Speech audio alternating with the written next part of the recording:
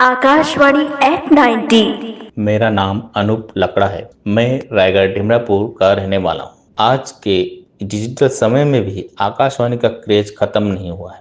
लोग आज भी आकाशवाणी के कार्यक्रम सुनना पसंद करते हैं। आकाशवाणी ने ऐसे समय में हमारे लिए मनोरंजन के साधन उपलब्ध कराए जिस समय हमारे पास मनोरंजन के साधन बहुत कम थे। उस समय मुझे आकाशवाणी से क्रिकेट की कमेंट्री सुनना बहुत पसंद था। मुझे लगता था कि हम स्टेडियम में बैठकर क्रिकेट का मैच देख रहे हों।